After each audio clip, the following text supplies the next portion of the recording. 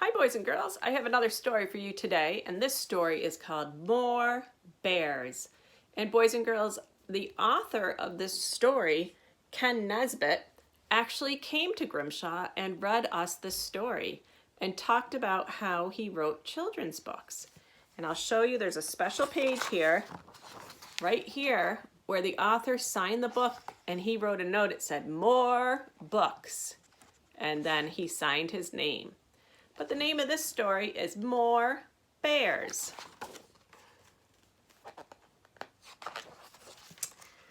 Once upon a time, there was a story. This story was a lovely story with absolutely no bears in it. Not a single bear anywhere. Then one day, so there's the story, boys and girls, and there's no bears in it.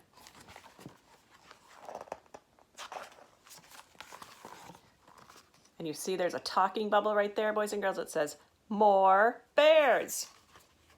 What? Who said that? The author of the story looked around the room, wondering where those voices had come from. Were those the voices of children shouting? Then he went back to writing.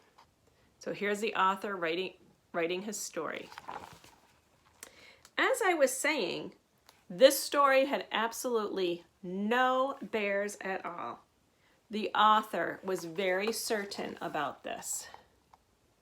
So here's the story, boys and girls, and I don't see any bears.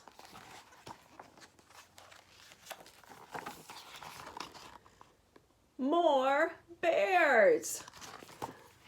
The author tried very, very hard to ignore the children who thought that the story ought to have, you guessed it, boys and girls, more bears. Fine, the story had a bear. It was a cute little baby bear strolling through the book looking for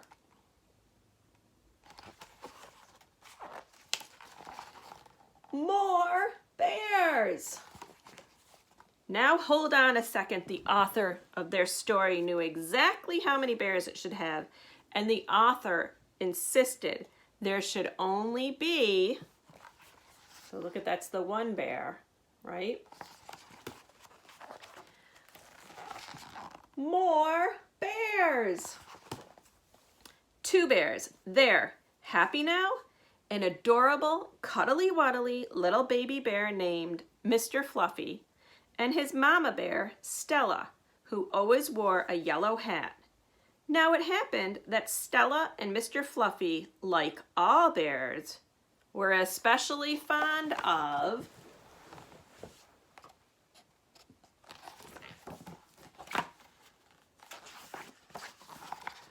more bears. More bears, of course. The author was just thinking that. The author was thinking that just to keep everybody happy, this story should have a papa bear, whose name, by the way, was Captain Picklehead, and a bear named Uncle Sheldon, who was bald and loved to play the ukulele. Now, where were we? Oh, yes. So, there's Uncle Sheldon playing the ukulele. And I'm betting this must be Captain Picklehead because he's eating a pickle.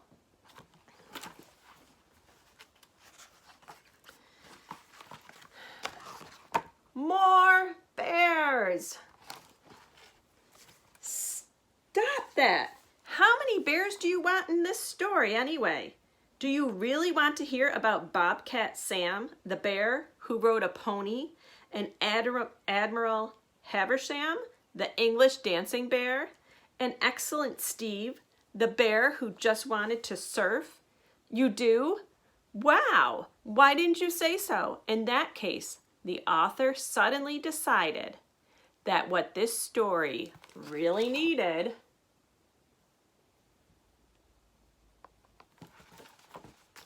was, and I hope you're helping me out, boys and girls, more bears.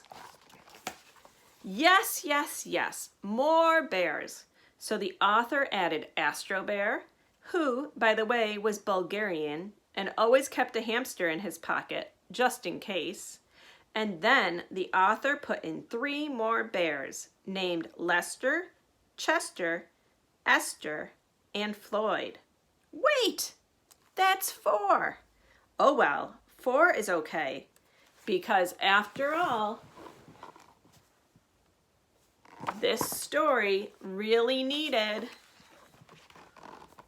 more bears. It needed a bear named Lucky Eddie who juggled carrots. Boys and girls, have you ever heard of a bear that juggles carrots?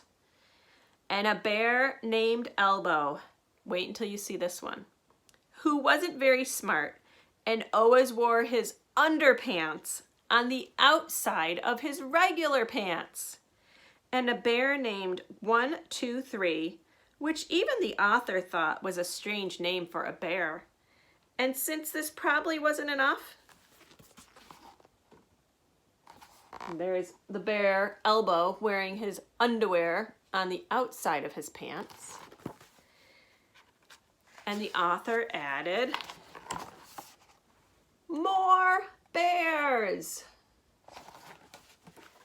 The author added 6 bears on tiny pink bicycles, 2 bears reading comic books, 1 bear flying across the page in a cape and lederhosen, 3 more bears swinging through trees on vines, a bear in a yellow submarine, several bears making cupcakes, and an entire team of firefighting bears running across the page with hoses, ladders, and party balloons.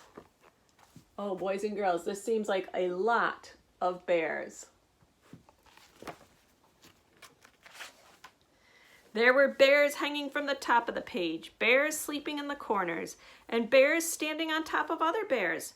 There were so many bears in the story that they couldn't all fit on the page.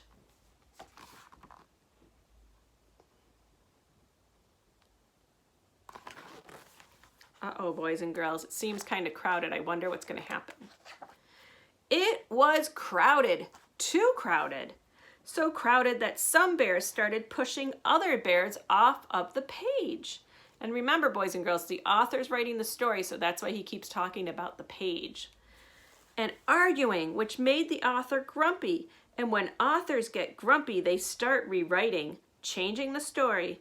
In fact, this author was so grumpy, he told the bears to leave.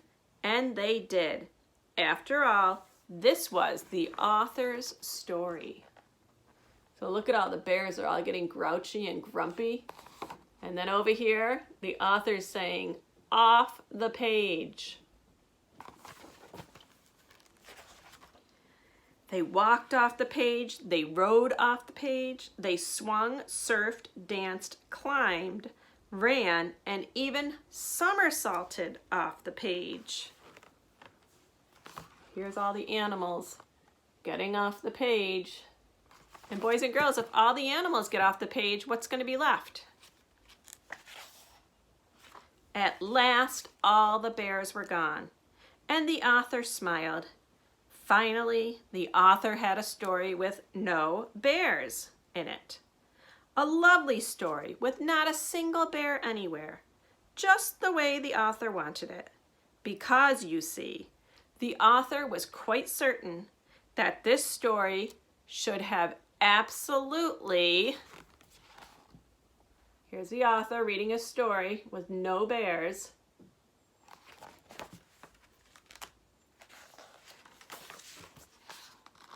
More chickens.